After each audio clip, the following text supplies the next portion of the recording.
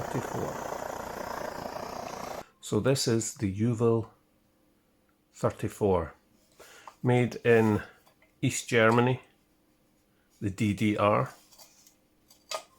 I do not know which year.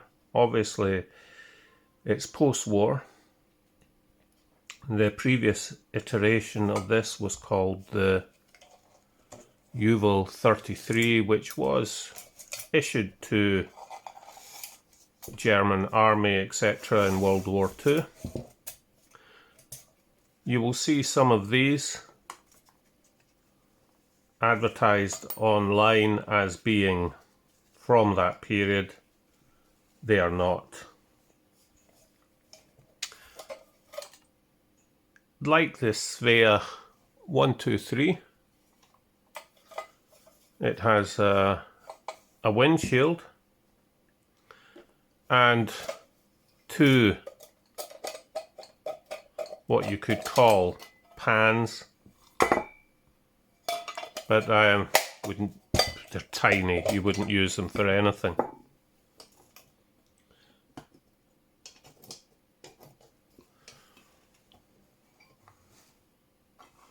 So there we have the actual stove, similar to the Svea 123, the Soviet Ogonek, except there is no heat shield in between the burner and the tank.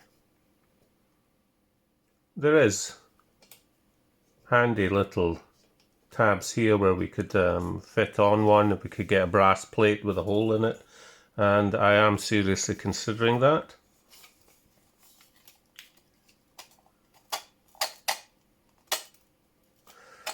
Just get that lined up. There is the spindle, and usually we just leave that in the bottom. Now when I acquired this stove, it was quite interesting. Everything had been freshly painted in a silver paint. It came out of the box tacky, and the paint was coming off in my hand. There's still some on the inside. It needed to be cleaned off, and this is it basically back to what it was before it was painted. These would have come in different colours, and some of them even had paintings on the tanks as picnic, because it would be a picnic stove. They also didn't come with an Arno strap, so I added it. It came with its own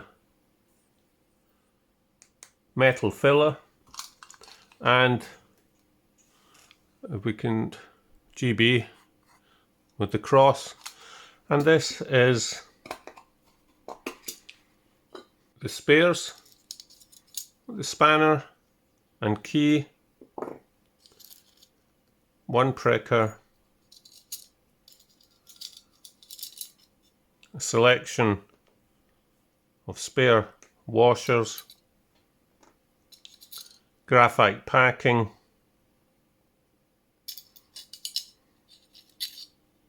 another pricker, and two jets, one of which I swapped out from the original. This one hasn't been used by the looks of it. It's in quite shiny, and this one is quite glazed because I think it had automobile car fuel in it, which is not ideal. When I received this, it also had a full tank of fuel, which isn't ideal considering it's being sent through the post. And I don't know what it was. It was mystery fuel, so I wasn't going to start it up. I did spill some of this fuel when I decanted it onto the tank of the stove, and it took the paint off, so I just used it to take the rest of the paint off. Now if we take it to bits, I'll show you what we have. In here we still have a little bit of the fuel. I need to, in the future, once the weather gets better, I'll put this in an electrolysis bath and that will take everything off. The tank on these is not brass, it is steel. If we put on the light,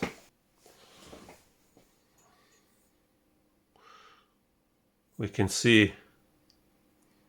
just about see Uvil 34,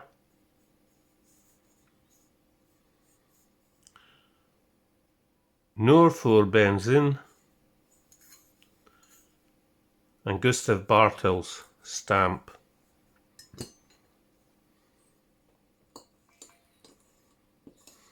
I have filled it up with fresh fuel a few times and flushed it, and I've also replaced the washer on the tank. I haven't removed the pressure release valve.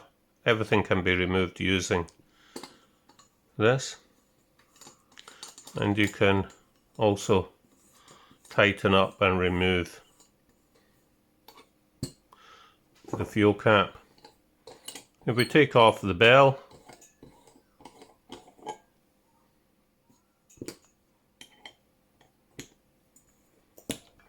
we can see the jet, and I'll just swap this out for the cleaner one, as I've been using this with traces of the whatever was in the tank. I just want it to be as clean as possible. As you saw at the beginning though, it was running. It pulses a bit, but it's quite good.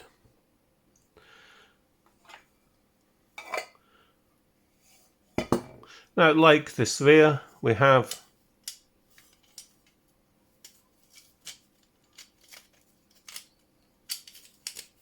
a windshield. You can swap that round. There's still paint on this. This needs to be put into either acid or a bath to remove everything as well. I don't know why they decided to paint it before sending it to me, but it really was a bit of a disappointment. With this one and the lack of the heat shield, I'd be a bit wary of putting on too big a pot onto the stands. This is a fine stove. It's been used. It's a bit of a gem, if we want to pun on the name out German way. Like the Svea 123, this works, heating the tank and the bowl, and it will then run. As usual, before any of these, take off the cap before you start to fire, just to release any pressure. Make sure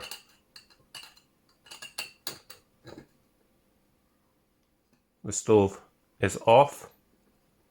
That's clockwise. It's anti-clockwise to open. Line up the port for that. Take your priming fuel. Here I have alcohol. In fact, with this one, I don't have a long stem on that, so we'll just pour a little bit into the bowl. This one doesn't really need carbon felt. There's enough in there that it will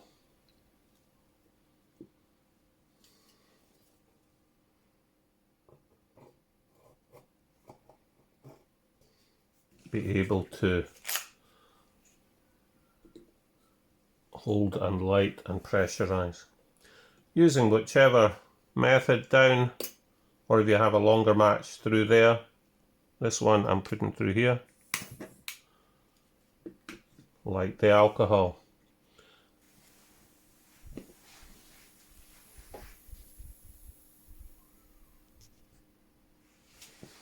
And that's it. Run out, which is very quick. Let's see if it's heated up at all. I can just get this in. Why am I using that hand?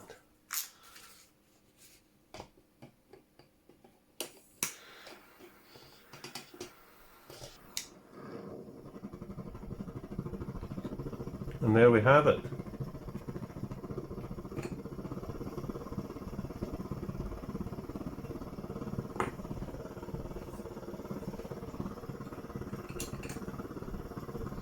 The distinctive chuff chuff chuff of these types of stoves, the Optimus 8, the Optimus 99, Primus 71, Svea 123.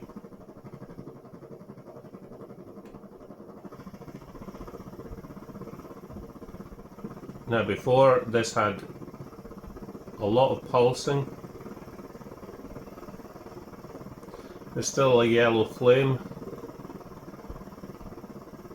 Just turn that down for a minute and let it run.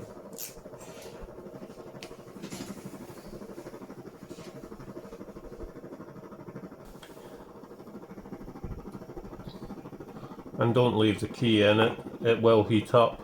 A little bit of cork on the end or a piece of silicone that fits always helps. Otherwise, just take it out. Now,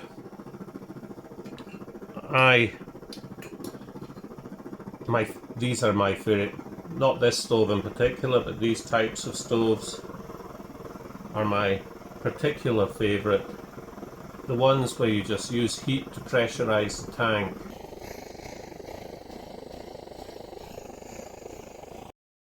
Lovely. And there we have it, running there as a nice little simmer.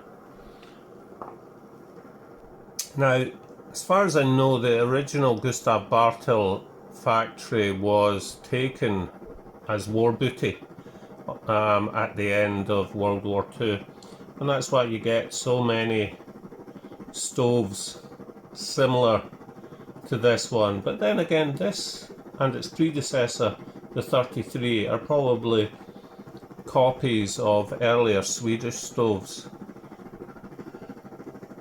I like the noise.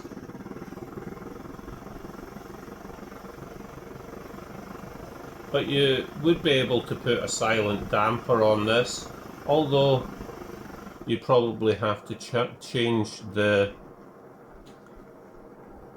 pot supports so that they go outside. So there we go. We'll just turn that off. What do you think? It's a bit battered. It needs a good clean, but it's up and running. Let us know in the comments what your favourite vintage stove is. If you liked the video, give it a thumbs up. If you want to see more, please subscribe. So that's all for this week, folks. See you next time. Bye bye.